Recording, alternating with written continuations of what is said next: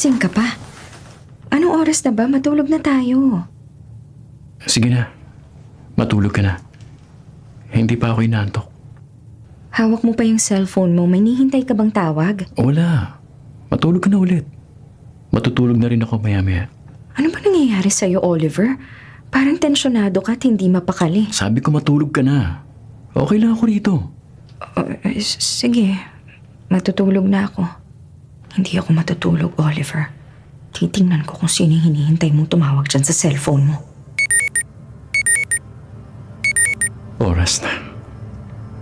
1:36 na. Kailangan may lagay ko na sa airplane mode ang cellphone ko. Airplane mode? Kahit halos bumulong lang si Oliver, hindi ako maaaring magkamali sa narinig kong sinabi niya.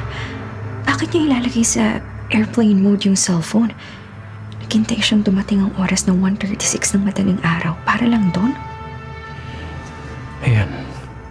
Nasa airplane mode na. Makakatulog na ako.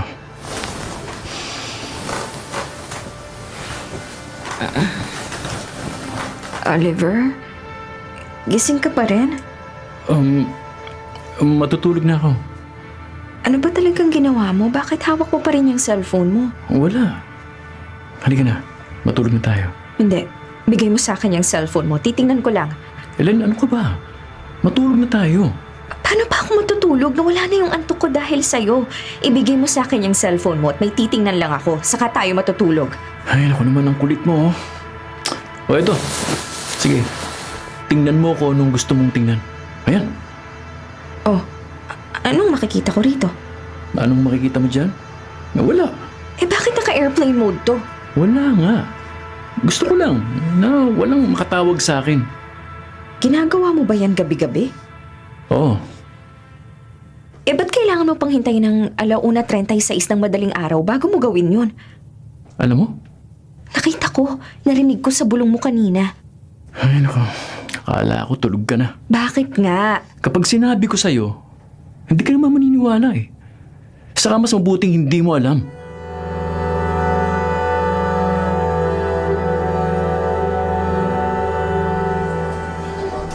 Ano ba talagang nangyayari sa inyo ni Oliver? Tita Lila, hindi ko rin alam. Pero may ginawa siya kaninang madaling araw na sabi niya, regular niyang ginagawa. Anong ginagawa? Eksaktong 1:36 a.m. Nilalagay niya sa airplane mode ang cellphone niya para daw walang makatawag sa kanya.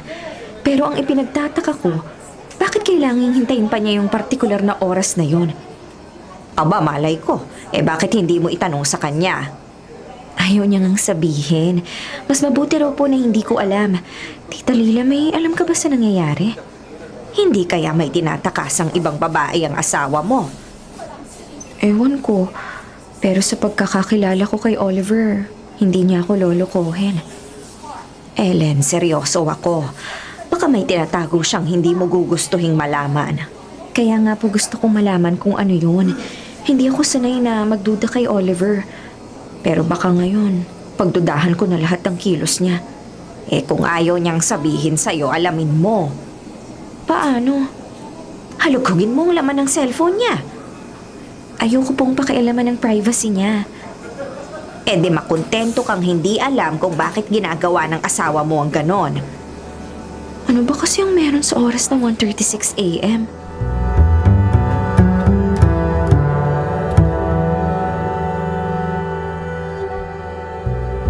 Sabi ni Tita Lila kung ayaw sabihin ni Oliver, alamin ko. Kaya ngayong tulog na si Oliver, kailangan makuha ko ang cellphone niya. Baka nasa cellphone ang sagot sa mga tanong ko. Pabangon ako. Dahan-dahan lang. Eto, nasa bedside table ang cellphone niya. Naka-airplane mode na naman. Bakit niya ito nilalagay sa airplane mode? Pwes, ibabalik ko sa standard mode. Ayan. Oh, ano nang mangyayari? Ano to? Ang dami namang text messages nito. Kanino galing? Puro unknown number.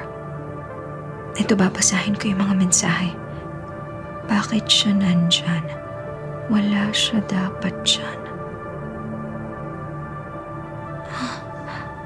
Anong ibig sabihin nun? Sinong sinasabing bakit nandyan? Ako ba? Kasi kung para kay Oliver ang text messages na to, ibig sabihin, ako ang sinasabi na bakit nandito. Sino ba nag-text nito?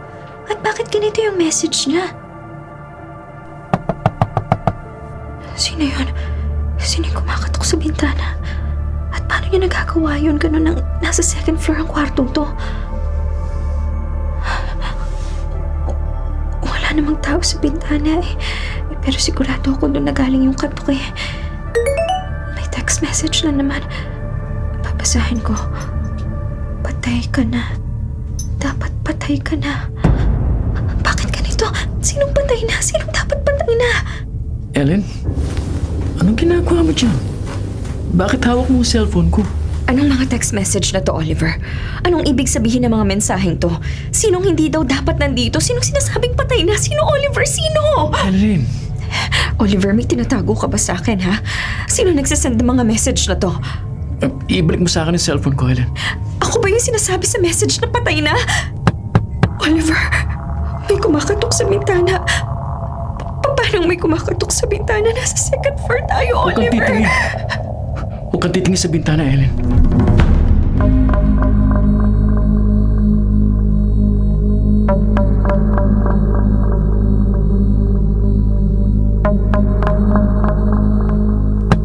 Oliver, may tao ba sa labas? Paano siya nakakakatok sa bintana? Hindi ko alam. Paano hindi mo alam? Ikaw ang nagsabing huwag akong tumingin. Dahil hindi mo kailangan malaman kung ano yun. Akin ang cellphone ko. Bakit kailangan agawin mo? Ibibigay ko naman. Ilalagay ko dito sa airplane mode. Bakit? Bakit mo pinapatay ang connection ng cellphone mo? Dahil kapag nakakonekta ang phone, madali niya tayong mahahanap. Sino? Hindi ko alam. Hindi mo alam pero alam mo mahahanap tayo. Ang gulo mong kausap, Oliver.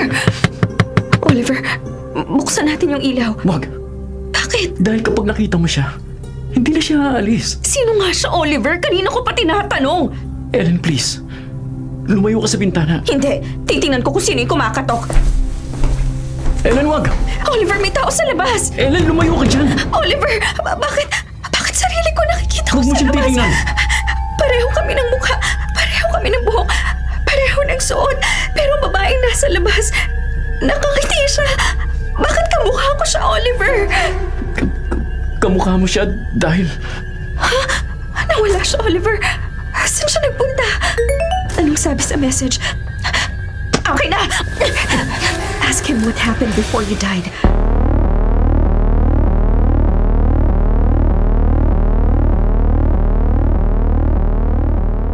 Anong nangyari bago ako namatay? At kailan ako namatay? Huwag mo na akong pagsinungalingan. Kung may alam ka, sabihin mo na. Hindi ko alam kung paano ko sasabihin sa'yo. Namatay ka, Ellen. 3 linggo na nakalilipas. Madaling araw din. Eksaktong 1:36 a.m. Nasa bahay tayo. Bigla ka nakarinig ng katok mula sa bintana. Lumapit ka. Hindi ko alam kung ano nakita mo pero bigla ka natumba at nang lapitan kita.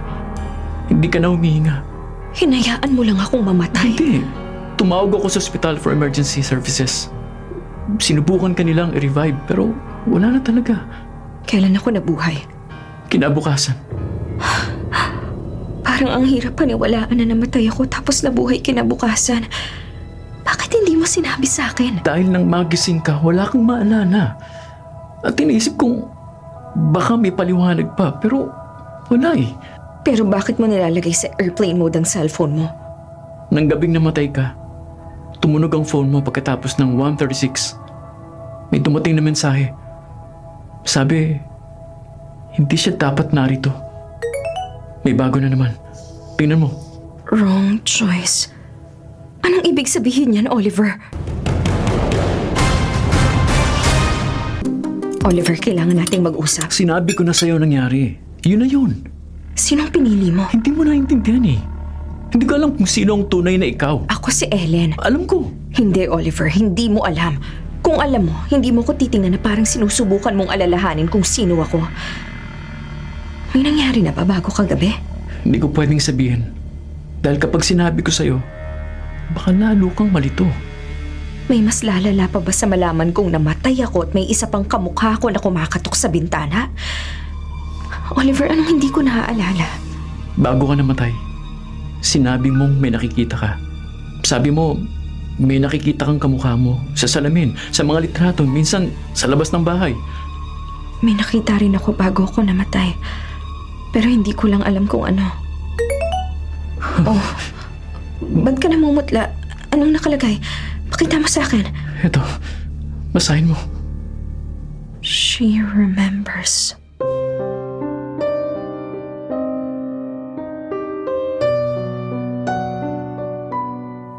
Hindi pwedeng tama ang report na to. May mga impormasyon na hindi nagtutugma sa report na to eh. Ayon sa report, namatay si Ellen sa oras na 1:36 a.m.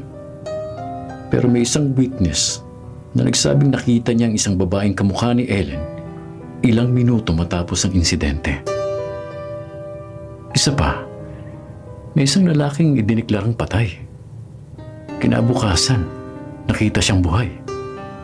Pagkalipas ng ilang araw, may isang lalaking kamukha niya na natagpo ang patay.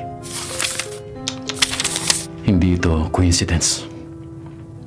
Itong si Ellen Navarro, kailangan ko siyang makausap.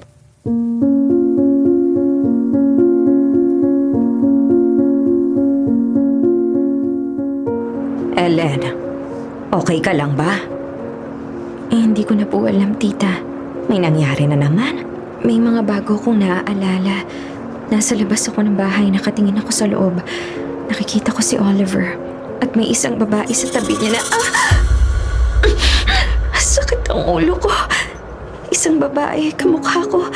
Nakatayo sa loob ng bahay. At ako naman, nasa labas. Tita, tingnan mo ang refleksyon ko sa salamin. Bakit, Ellen? Nakita ko ang refleksyon ko. Hindi to agad gumalaw nang gumalaw ako. Ano ka ba, Ellen? Natatakot na ako. Tita, hindi gumalaw ang refleksyon ko. Hindi ako nagkakamali. Tingnan niyo. Tita, lalapit ako sa salamin. Ito, oobserbahan ko. Titingnan ko ang refleksyon ko. Aba, tita, biglang ngumiti yung refleksyon ko kahit hindi naman ako ngumiti.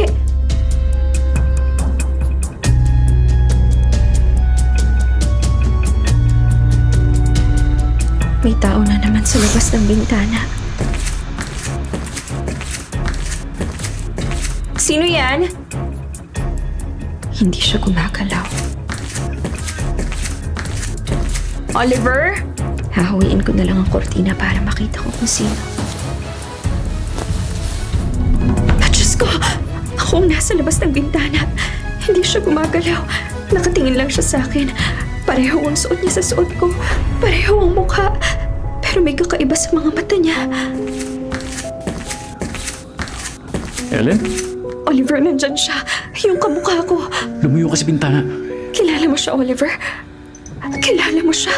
Bakit siya nandito? Hindi ko alam. Sinungaling ka! Hindi ikaw ang tunay na Ellen. Ano? Huwag kang makinig sa kanya, Ellen. Hindi kanya pinili sa unang pagkakataon. Anong ibig mong sabihin? Tanungin mo siya kung ilang beses na niya akong pinatay. Ano?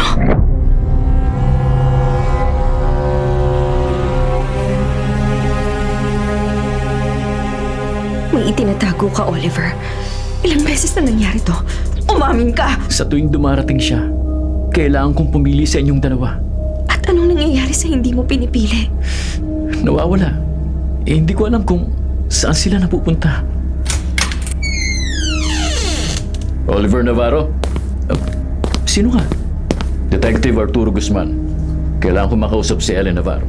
Ako si Ellen. Sino sa inyong dalawa ang totoong Ellen Navarro? Ikaw ba o ang nasa labas ng bintana? May mga ganitong kaso na dati. Mga taong namatay. At pagkatapos, muling nakitang buhay.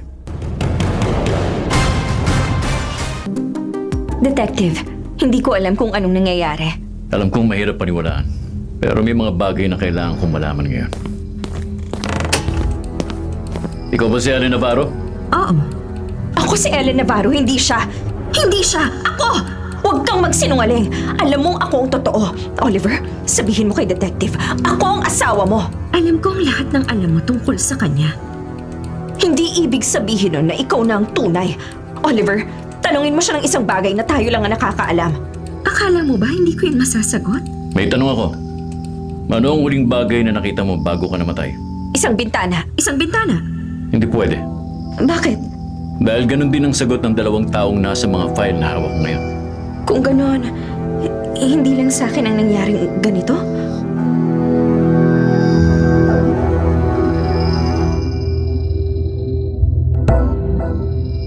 Oliver, kailangan mong pumili kung sino ang papapasukin. Detective, hindi mo pwedeng sabihin sa kanya na pumili na lang. Wala kang alam tungkol sa amin. Tama ka. Kaya hindi ako ang pipili. Ikaw, Oliver. Ikaw ang pumili noon. Ikaw pa rin ang kailangang pumili ngayon. Oliver, anong ibig niyang sabihin? Hindi ko alam. Alam mo, Oliver, ilang beses mo na ba itong ginawa? Hindi ko na alam. Tingnan mo ako, Oliver. Huwag mo siyang tingnan. Sa akin ka tumingin. Ako ang piliin mo. Hindi pwedeng ako yung mawala. Huwag kang magdesisyon dahil naaawa ka sa akin, Oliver. At huwag kang magdesisyon dahil natatakot ka sa akin. Tumigil kayong dalawa! Oliver, pumili ka.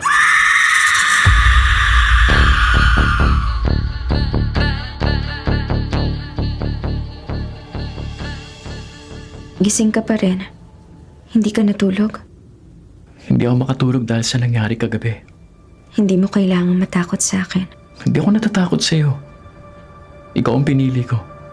Pero hindi mo alam kung tama ang pinili mo. May naaalala ako tungkol kagabi. Bago namatay ang ilaw, may sinabi ka. Anong sinabi ko? Hindi ko narinig ng malinaw eh. Pero parang sinabi mo, hindi ikaw. Hindi ko maalala. Galing sa isang unknown number na naman. Sabi, wrong choice.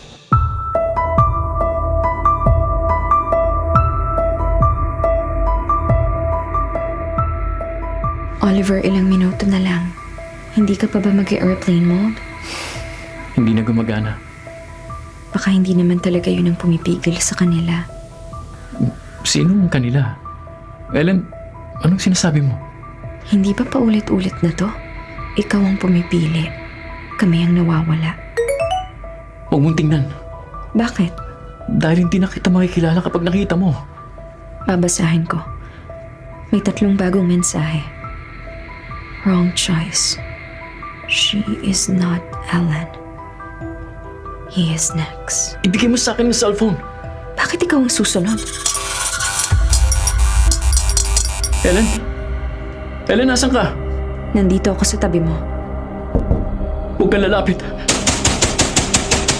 Sila ang pupunta rito. Sino? Mga katulad ko. Marami sila. May kailangan akong sabihin sa'yo. Hindi ikaw ang pumipili sa amin. Ikaw ang pinipili namin.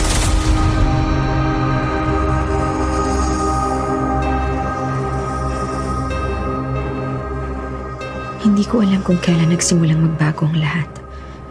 Siguro nung unang beses akong namatay. Siguro nung unang beses akong nagising na hindi na akong parehong Ellen. Pero may isang bagay akong sigurado. Hindi ako ang unang Ellen at hindi rin ako ang huli. Hindi ka si Ellen. Tama. Tingnan mo ang mga babae sa labas ng bintana. Nakatayo ang dose-dose ng babaeng kamukha ko. Tahimik silang nakatingin sa'yo. Nasaan ang tunay na Ellen? Anong ginawa mo sa kanya? Wala akong ginawa. Ikaw ang pumili sa kanya. Hindi. Pinili mo siya. Tapos pinili mo ulit ang isa pa at isa pa. Tumigil ka! Hindi mo ba naaalala? Hindi mo kami pinapatay. Ikaw ang pinapalitan namin. Sa tuwing pumipili ka, lalo kang lumalapit sa amin. Anong gusto niyo sa akin? Tumingin ka sa bintana. May isang lalaki nakatayo sa labas. Maputla. Takot na takot. At kamukha ko. Hindi ako pwedeng maging siya. Ako si Oliver. Ganun din ang sinabi ng iba. Ellen, tulungan mo ko. Dumami ang mga lalaking kamukha ko sa labas ng bintana. Oras na. You should not be here. Sabi sa text. Ellen, Hindi ako si Ellen. Ako ang susunod na ikaw. lumayo kayo sa akin! Huwag niyo ko hilahin! Huwag! Huwag! Huwag!